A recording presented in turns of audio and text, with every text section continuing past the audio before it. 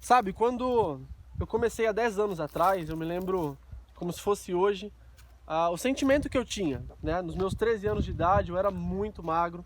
Desde pequeno, né? Eu tinha uma estrutura de criança, mas eu sempre fui mais magro do que os meninos do meu meio social, né? Do meu convívio. E aí, quando eu era pequeno, eu tinha um sonho, né? Acho que o sonho de quase de toda criança brasileira, que é ser jogador de futebol. E aquilo era muito nato, né? É uma coisa que era minha. Era diferente dos meus irmãos, eles tinham, né, o direcionamento ali da alegria deles, do prazer deles em outros hobbies, mas eu lembro que no meu era o esporte. E vivi aquele sonho durante toda a minha fase da infância, porém muito reprimido pelas pessoas, né? Eu lembro que eu via as pessoas juntas, os meninos, né, da minha idade juntos, e eles tinham as conversas deles, a enturmação deles, os assuntos deles, mas eu nunca conseguia me posicionar no meio deles da maneira como eu me sentia, né? E eu me sentia assim muito capaz, eu me sentia uma criança cheia de talento, cheia de dom. Eu sabia que o futebol era para mim e que eu poderia sim alcançar, né, aquilo que eu queria no meu sonho de criança, enfim. Mas eu via a forma como eles me olhavam, eu sabia que eles me olhavam com uma certa descredibilidade, talvez não dessem muita confiança, né, para mim, e eu sabia que estava relacionado com o meu porte físico, com a minha aparência, com o meu shape. E aí naquela idade eu lembro que eu era muito solitário, eu fazia todo esse processo, né, de treinamento sozinho, cheguei a desenvolver bastante coisa no futebol, mesmo treinando sempre sozinho, solitário lá na garagem da minha avó, mas eu me virava e consegui ter bons resultados com o futebol. Chegou um determinado momento ali da minha fase dos 14 anos, por aí, eu comecei a sentir que aquilo não era mais pra mim. E aí, justamente por esse fator, eu não era incluso naquele meio daquelas crianças, né? Eu estava fora daquele meio. E aí foi quando eu conheci uma nova oportunidade de crescimento, que foi quando eu já estava aqui, né? Nessa nova cidade que eu moro hoje, e me veio o desafio de conhecer um treinamento que colocaria o meu pescoço à risca.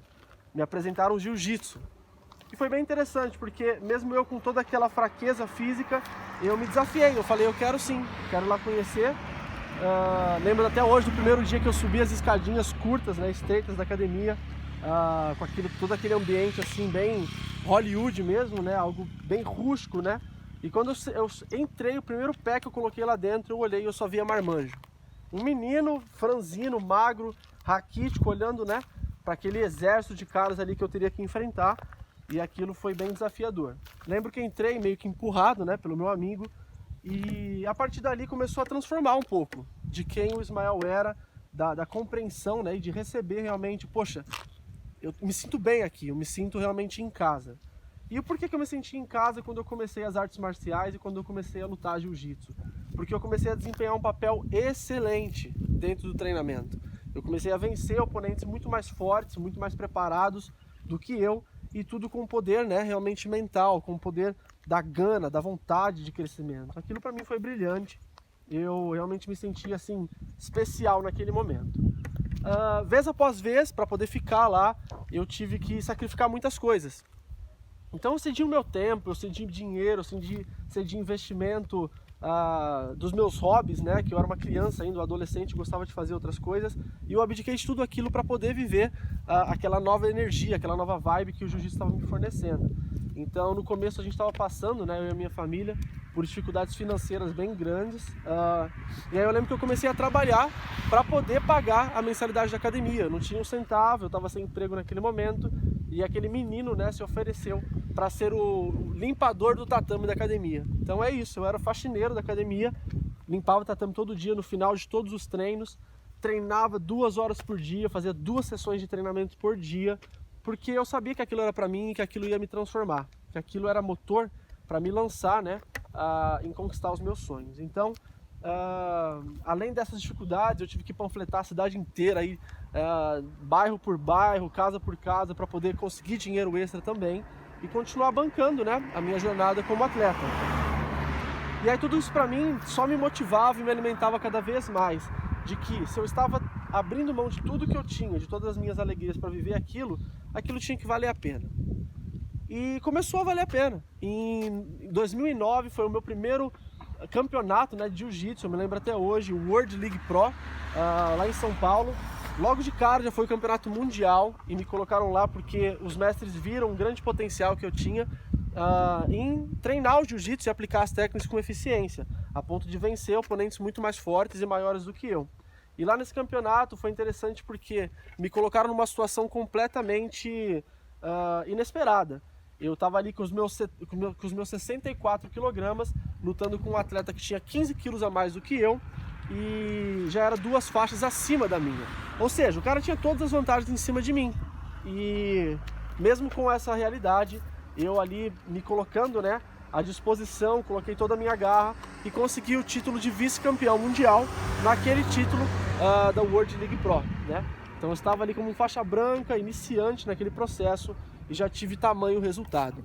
Aquilo foi mais mola propulsora para eu continuar investindo na minha carreira e foi sucesso atrás de sucesso.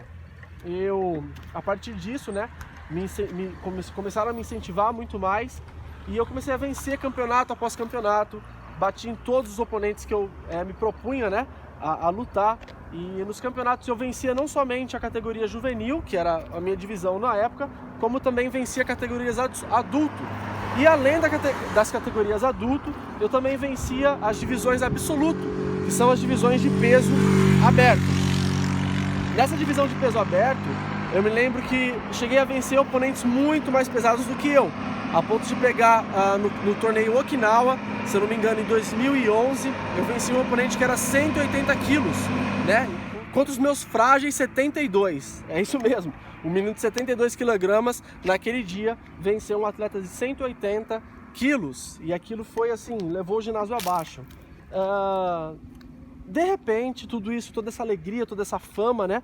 Porque caramba, a galera olhava pra mim e falava, moleque é foda, né? Ele ganha de todos os caras aí super difíceis, bate em um monte de atleta muito mais forte que ele. Só que tudo isso teve assim uma montanha russa, de repente, começou a tudo transformar na minha vida e eu comecei a não vencer mais os campeonatos. E vez após vez, lutando campeonato atrás de campeonato, não tinha mais medalha, não tinha mais título, não tinha mais vitória. Foi quando eu comecei a ficar muito frustrado, porque eu investia todo o meu tempo, tudo que eu tinha naquilo, e não conseguia mais os resultados que eu tanto almejava. E aí eu fiquei numa paranoia de buscar o porquê daquilo estar acontecendo, do porquê que eu não conseguia mais conquistar os títulos como eu conquistava antes.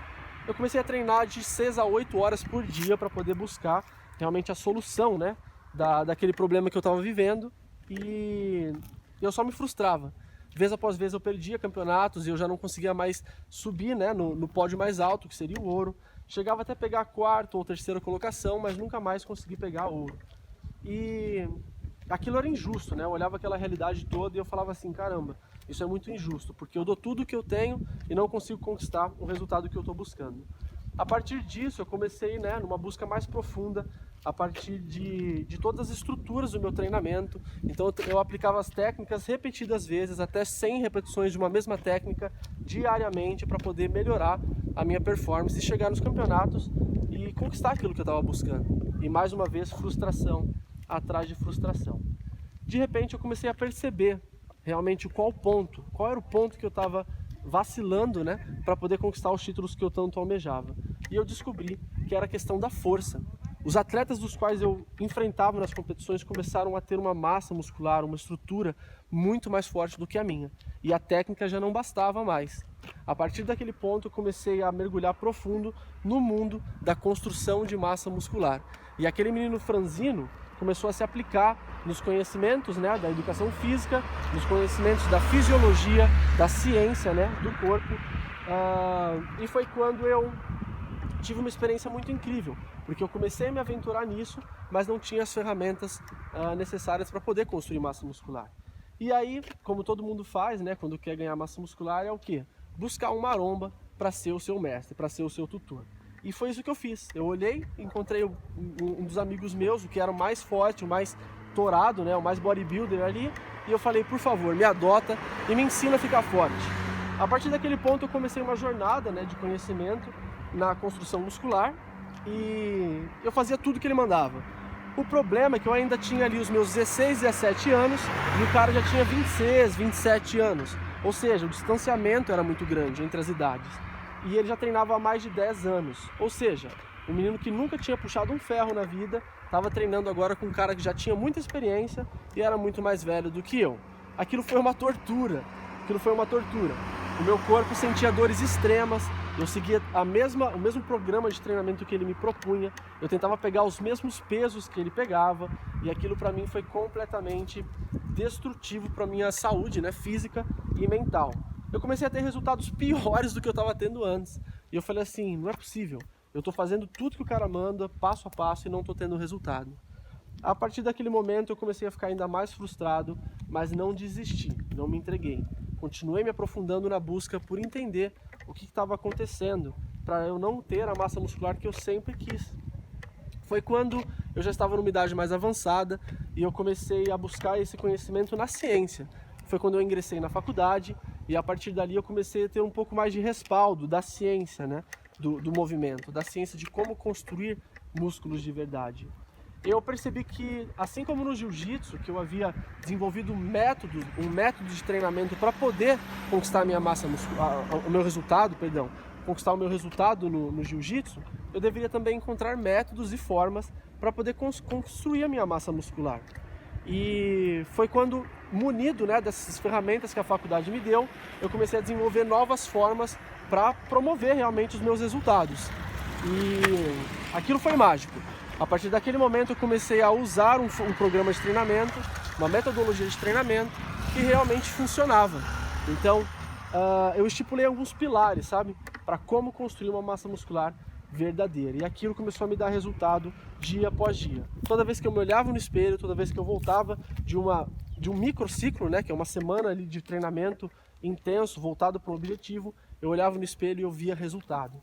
Os títulos começaram a voltar, a fama começou a voltar, a autoestima e a autoconfiança começou a voltar. Até um determinado ponto que eu cheguei a construir o corpo que eu sempre quis, o shape que eu sempre quis e a massa muscular que eu sempre quis. Munido de muitas experiências, de tombos e levantadas, eu consegui construir realmente aquilo que eu sempre busquei. A partir disso eu já tenho hoje 10 anos de treinamento no jiu-jitsu, né, em alta performance, inúmeros títulos, chegando a quase 60 títulos internacionais, né, regionais, estaduais, nesse âmbito aí da alta performance. Sou formado em educação física e hoje ministro aula para muitas pessoas e transmito todo esse conhecimento de como construir uma massa muscular sólida, firme, que vai transformar não somente o físico, mas também o mental.